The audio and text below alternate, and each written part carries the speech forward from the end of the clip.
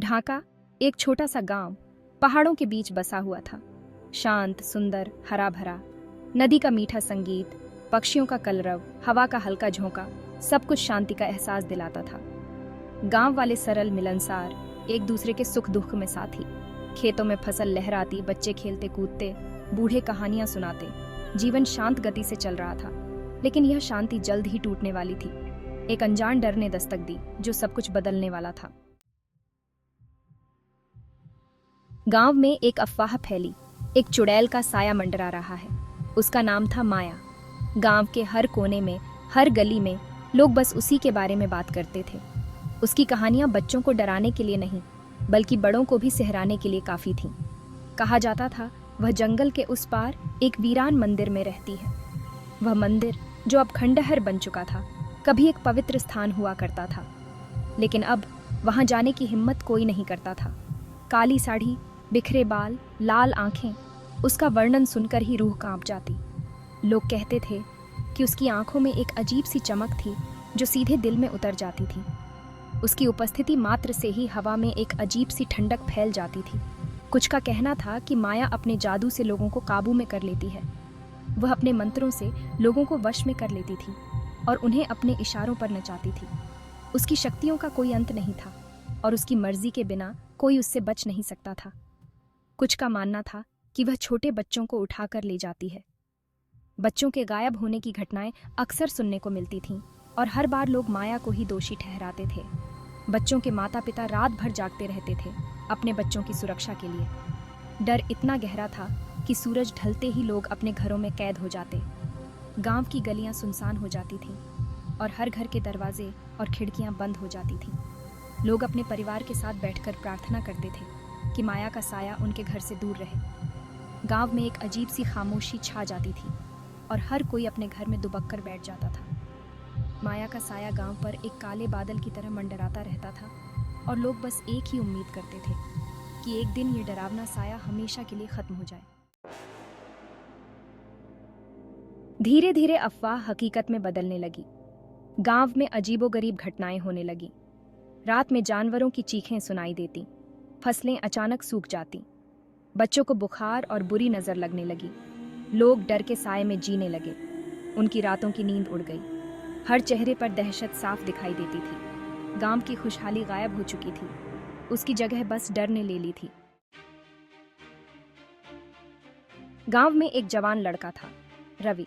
दिल का साफ, दिमाग का तेज और हिम्मत का पहाड़। रवि इस अंधविश्वास को मानने को तैयार नहीं था।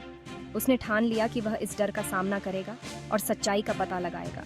उसने पुरानी किताबों में चुड़ैलों के बारे में पढ़ा, जड़ी बूटियों का ज्ञान इकट्ठा किया और एक दिन सूरज ढलने के बाद वह मंदिर की ओर चल पड़ा। उसके हाथ में एक मशाल थी और दिल में साहस की ज्वाला। मंदिर जीर्ण शीर्ण अवस्था में था। चारों ओर बिखरी हुई हड्डियां, जली हुई लकड़ियां और एक अजीब सी गंध। रवि ने हिम्मत करके अंदर कदम रखा। अंधेरा इतना गहरा था कि मशाल की रोशनी भी फीकी पड़ रही थी। कौन है वहां? अचानक हवा तेज हुई और मशाल बुझ गई। रवि ठिठक गया। उसे अपने चारों ओर एक अजीब सी मौजूदगी महसूस हो रही थी। एक ठंडी सांस उसके गालों को छूकर गुजरी। कौन है वहां? एक भयानक हंसी गूंज उठी। रवि ने अपनी जेब से माचिस निकाली और एक तीली जलाई। रोशनी में उसने जो देखा, उसे देखकर उसके होश उड़ गए। उसके सामने एक औरत खड़ी थी। काली साड़ी, बिखरे बाल, लाल आंखें, बिल्कुल वैसी ही जैसी कहानियों में बताई जाती थीं। तुम कौन हो? तुम वही हो जिसके बारे में लोग बातें करते हैं? माया? हाँ, मैं माया हूँ, लेकिन मैं वह नहीं हूँ जो तुम सोचते हो। माया ने रवि को अपनी कहानी सुनाई। वह कोई चुड़ैल नहीं थी, बल्कि एक वैद्य थी। गांव वालों ने उसकी मदद लेने से मना कर दिया था क्योंकि वह अलग थी। उसे गांव से भगा दिया था। गुस्से में उसने बदला लेने की ठान ली थी। बदला लेने से कुछ हासिल नहीं होगा। तुम्हें गांव वालों से माफी मांगनी चाहिए। माया मान गई। उसने गांव वालों की मदद करना शुरू कर दिया। बीमारों का इलाज किया, फसलों को बचाया। धीरे धीरे डर की जगह विश्वास ने ले ली। लेकिन माया का अतीत उसका पीछा कर रहा था। माया, जो कभी इस गांव की सबसे प्यारी और मासूम लड़की थी, अब एक रहस्यमयी और खतरनाक महिला बन चुकी थी। उसके जीवन में आए दुख और दर्द ने उसे बदल दिया था। जिन लोगों ने उसके साथ बुरा किया था वे अब भी उससे डरते थे। गांव के लोग उसकी शक्तियों से अनजान थे, लेकिन वे जानते थे कि माया अब पहले जैसी नहीं रही। वे अब भी उससे डरते थे।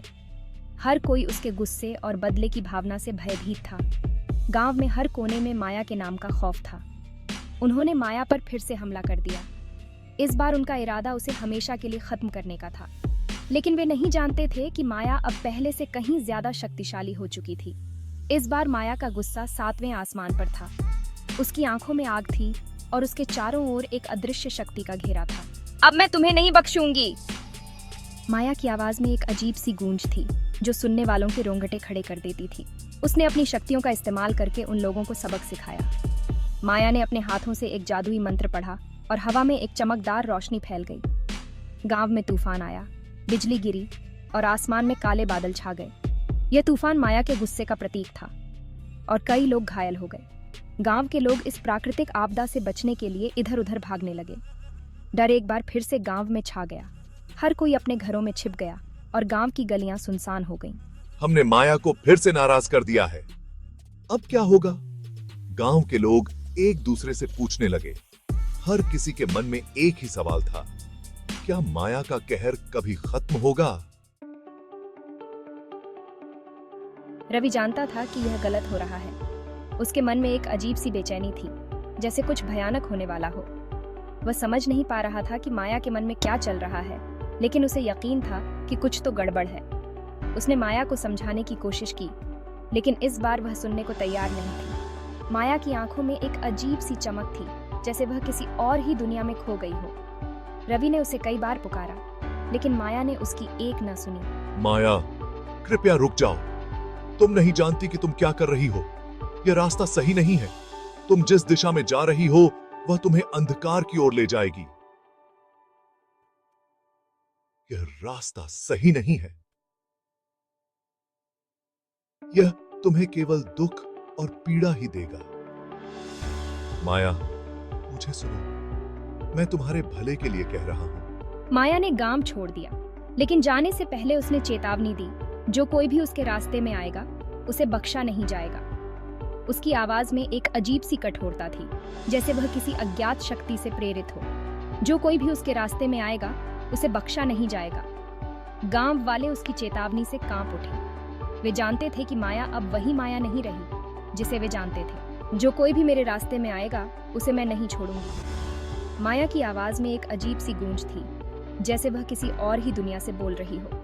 गांव वाले फिर से डर गए थे। वे नहीं जानते थे कि माया के इस नए रूप का सामना कैसे करें। हर कोई अपने घरों में दुबक गया, दरवाजे और खिड़कियां बंद कर ली। लेकिन रवि ने हिम्मत नहीं हारी। उसने ठान लिया था कि वह माया को इस अंधकार से बाहर निकालेगा। उसे विश्वास था कि माया के अंदर अब भी अच्छाई बाकी है। वह जानता था कि माया को सही रास्ता दिखाना उसकी जिम्मेदारी है। उसे विश्वास था कि माया के अंदर अब भी अच्छाई बाकी है। उसने माया की पुरानी तस्वीरें देखी, उन पलों को याद किया जब वे दोनों खुश थे। उसे यकीन था कि वह माया को वापस ला सकता है। वह माया को ढूंढने निकल पड़ा, उसे सही रास्ता दिखाने के लिए। उसने जंगलों और पहाड़ों की खाक छानी, हर उस जगह गया जहां माया जा सकती थी। रवि का अटूट विश्वास और उसकी दृढ़ता ही उसकी सबसे बड़ी ताकत थी। ढाका में अब पहले जैसी शांति नहीं रही। माया की कहानी पीढ़ी दर पीढ़ी चलती रही, एक चेतावनी की तरह, अच्छाई और बुराई के बीच की धुंधली रेखा की याद दिलाती हुई। गांव वाले अब भी माया के साये में जीते थे, अनिश्चित कि वह कब और कैसे वापस आएगी। क्या माया कभी वापस आएगी? क्या रवि उसे ढूंढ पाएगा? क्या ढाका कभी अपनी खोई हुई शांति वापस पा सकेगा? ये सवाल हवा में तैरते रहे, डर के साये को और भी गहरा करते हुए। ढाका की कहानी यहीं खत्म नहीं होती। ये एक ऐसी दास्तान है जो समय के साथ और भी गहरी होती चली जाती है।